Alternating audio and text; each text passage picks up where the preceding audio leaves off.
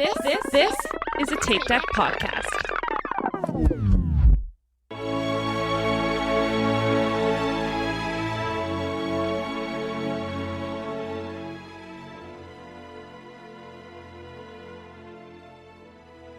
Hello, and welcome back to Inside the Runner Studio. This is your host, Tom, and with me, as always, are Aaron, Michael, and Diana.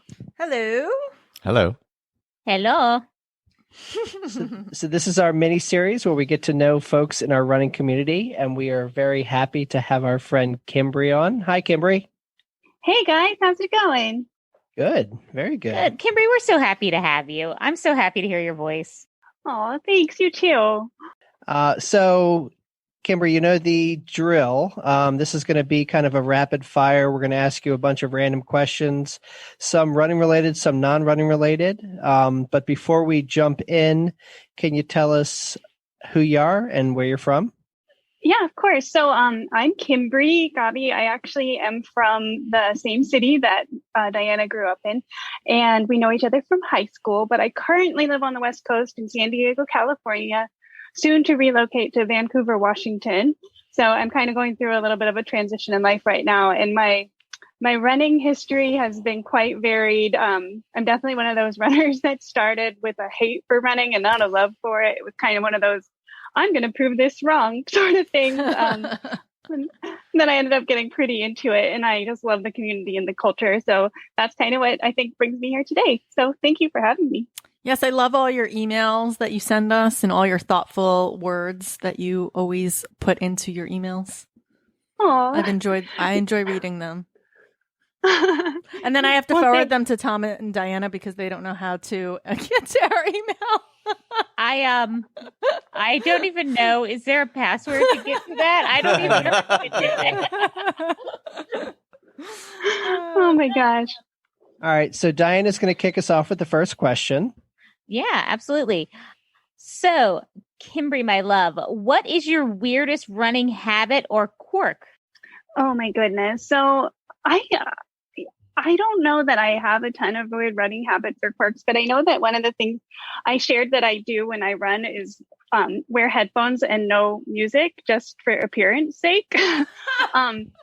So it's a fashion accessory, but it's also, I use headphones to kind of like indicate to people that I can't hear them if they yell at me, because I am hearing impaired. So sometimes people will say things to you and I can always pretend like, oh, I couldn't hear you because of the music, but really I just can't hear them because I'm deaf.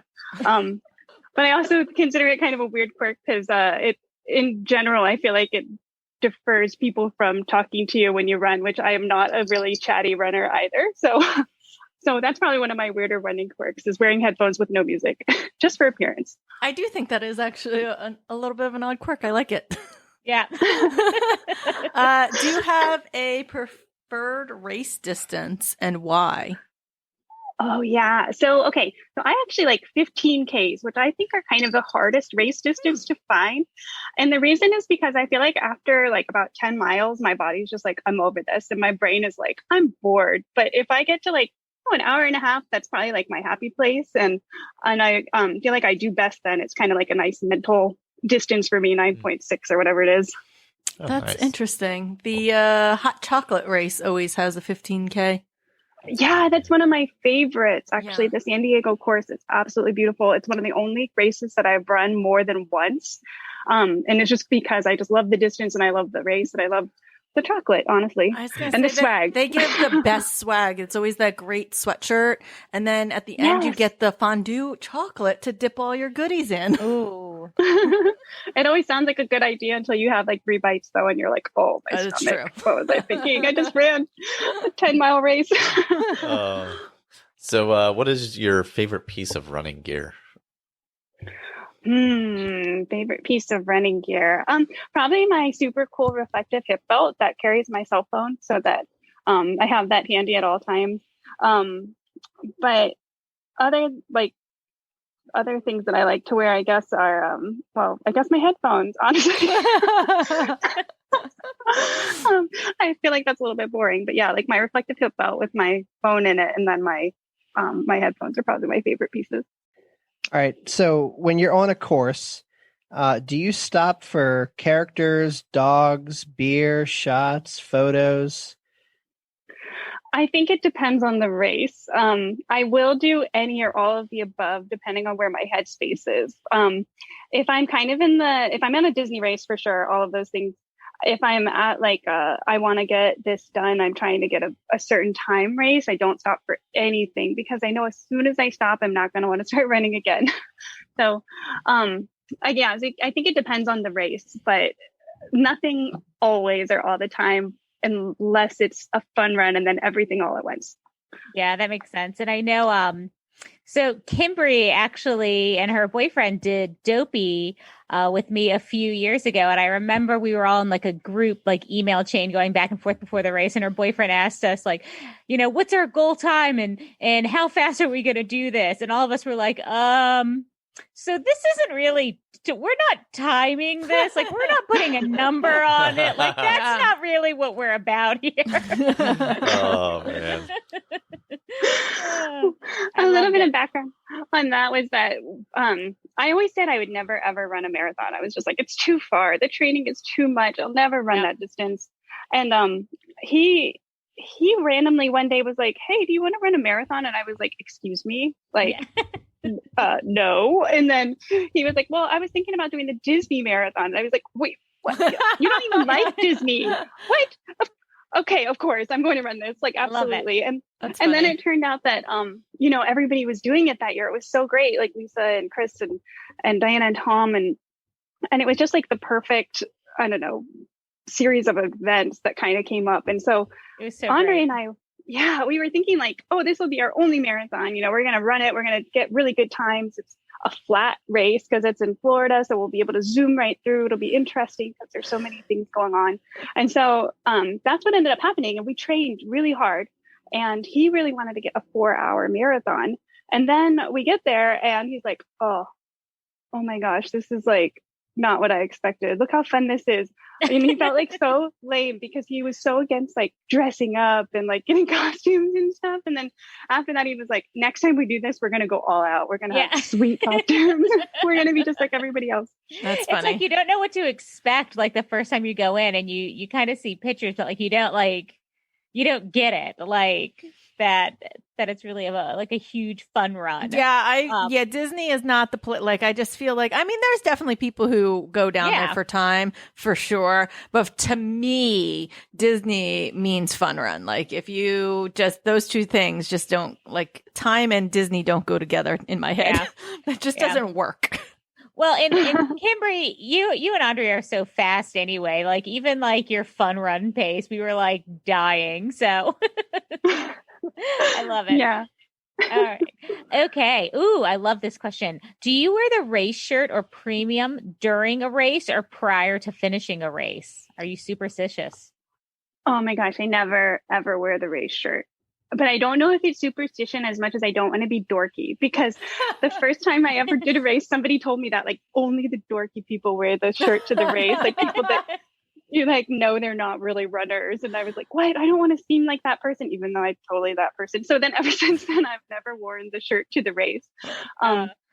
But I don't necessarily like put it right on after either, but I do love to wear them just in, training. But I have some beef with race shirts too. Sorry to complain so much, but I don't understand why almost every single race gives you a dark colored shirt. And I'm like, if this is a running shirt, I want it to be bright and happy and something a car can see and won't hit me. Yeah. So I'm just going to put that out into the ether, like on this podcast. If you are organizing a race, try to make the shirt bright colored so that when you run, people can see you. Yep, 100%. Wish it into existence. That's funny.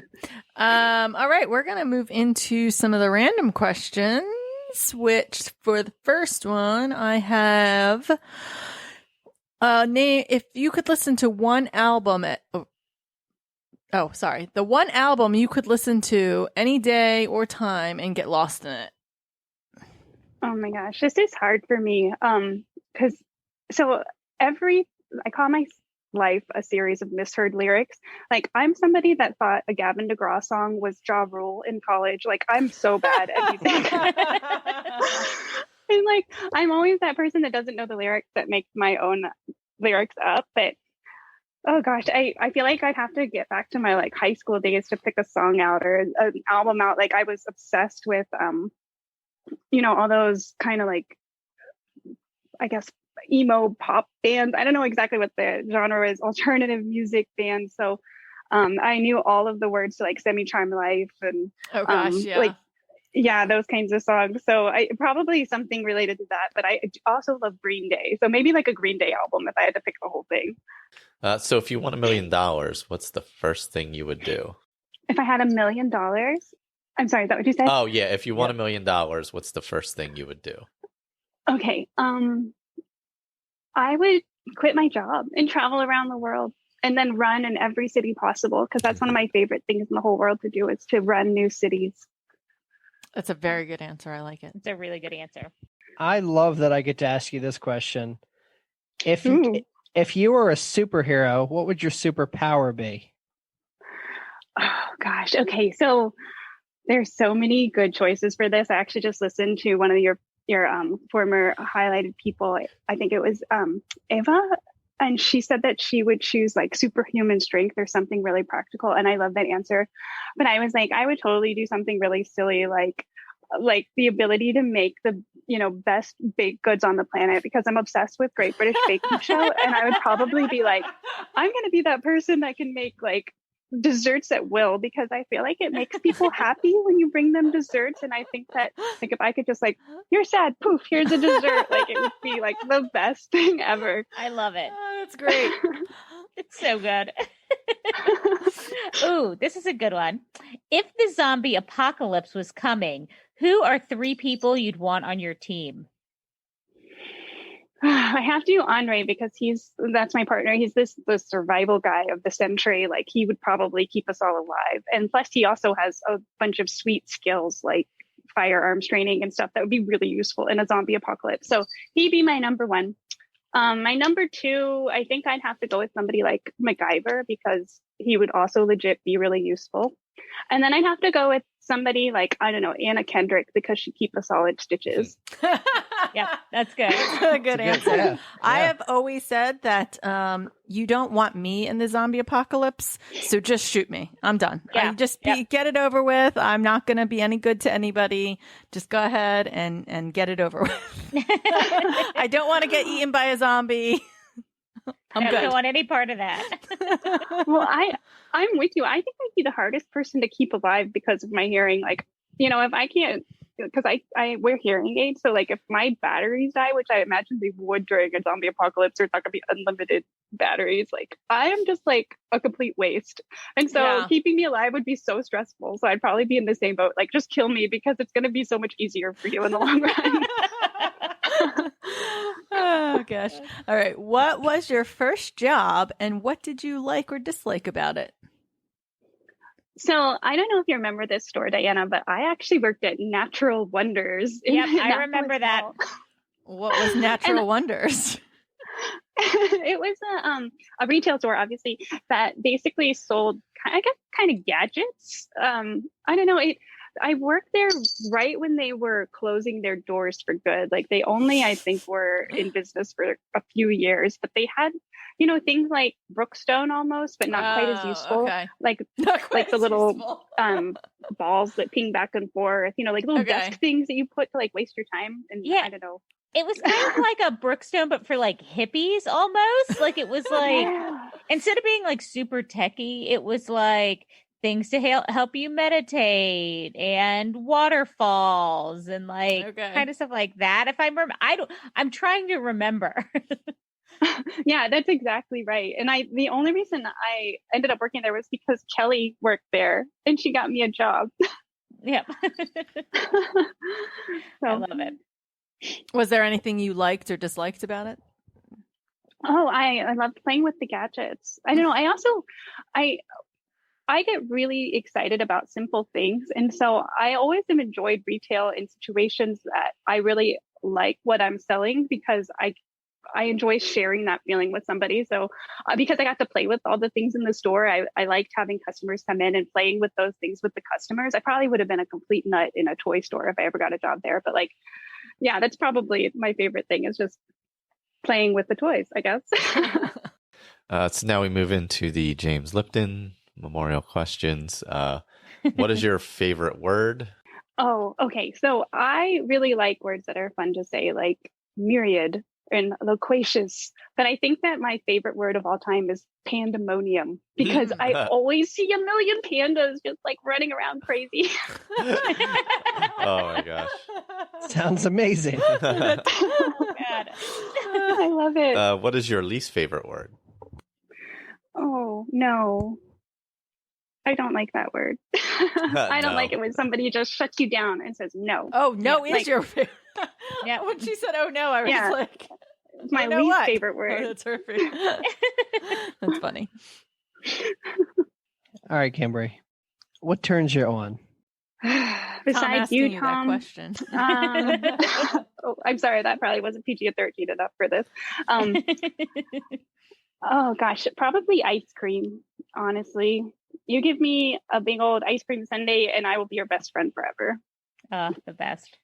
Do you have a favorite flavor?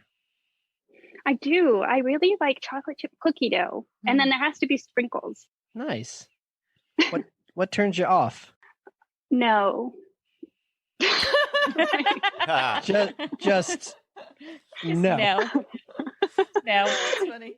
Yeah, I said, I think that it's like that shutdown feeling. Like when somebody says no, I'd rather have somebody be like, not really, or like, I don't know, ease me into the negativity. But as soon as somebody says no, I feel so deflated. Oh, that's so funny. Okay. What sound or noise do you love? This is also a hard one. Okay, so I'm going to tell another funny story. I'm sorry, I keep going back to my deafness, but I literally thought that one of my cats was mute for more than half of her life because I could not hear her meow. So I would say that one of my favorite sounds is my cat's meow because I know that she has one. So That was Great. That's great. I love it's just like the most Kimbrie answer. That's I the just love you sweetest. so much. I do. I couldn't love you anymore. What sound or noise do you hate? No. I knew it. I knew you were going to say that. I also really hate like school fire alarms that that sound. Oh my gosh, Yep. It's awful. And you seem almost too sweet to have a favorite one of these, but what's your favorite curse word? Oh, she's got one. Oh yeah, I definitely drop the F-bomb like it's. I know. It's not even a curse word. It's just another word in my life. Agreed.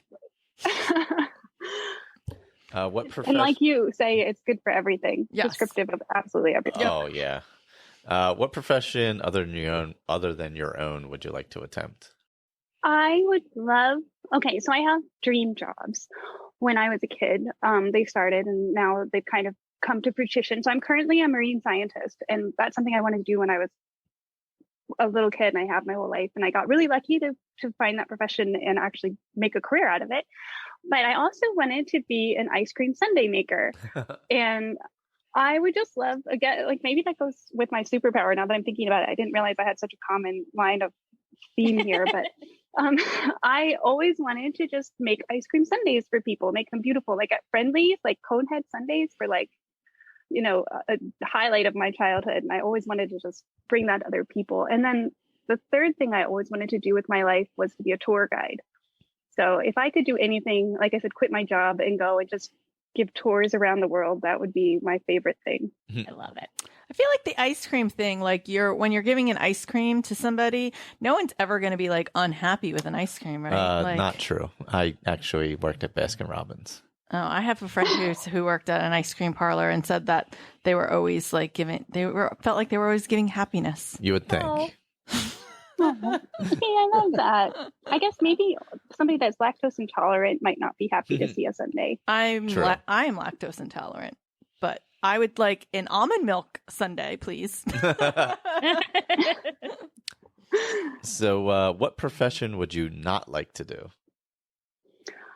Oh, I don't want to be somebody that has like a sump pump person, like somebody that cleans the race porta potties or like the bathroom on a boat. You know, I don't want to be one. That would be awful. I feel so bad for those people. Yep. Well, Kimbrie, it's been an absolute delight having you on. And I am fortunate enough to ask you the last question. Oh. So, if heaven exists, what would you like to hear God say when you arrive at the pearly gates? I think that it would be really nice to hear him say something like, "Here's an ice cream sundae." Yeah. Amazing. I love it. Is there anything you'd like to plug, or do you have any parting words of wisdom for us? You know, not really. I just want to say that I really have loved this podcast throughout the pandemic. It's really gotten me through some things, motivated. It's been a joy to listen to you guys. It's also made me feel closer to home. And I just can't thank you enough for, you know, pulling this together and putting all this work in every week or so, or a couple of weeks you guys record your episodes, because it's just been such a wonderful thing to listen to. So thank you. Well, thank you. Well, thank you. That was very nice. Like I said, I very much enjoy getting all your feedback and reading all your emails. Oh, we love you. Yeah. And once you get settled, we're going to come out and we're going to visit. Absolutely. Yay! And then we'll all have to meet in San Diego too to do some more, I guess, bar crawls. Wait to the last time you were here, Tom. That was so much fun. Oh, so good. So good. And I just keep telling everyone that will listen that my 40th birthday is going to be at Space Coast Half Marathon South Course Party Course. We're going to fun run it. So come on down to Space Coast. Woo, woo. Oh, absolutely. Tom and Diana Thank will you. be there. It's going to be a big old party. It's going to be a party. I do love a good party. All right. Well, thank you, Kimbrie. Thank you. And this is so awkward. So this is Tom for Aaron, Michael, and Diana. We will see you later. Oh, look, a sign off. Wow. Bye. Bye. Bye. Bye.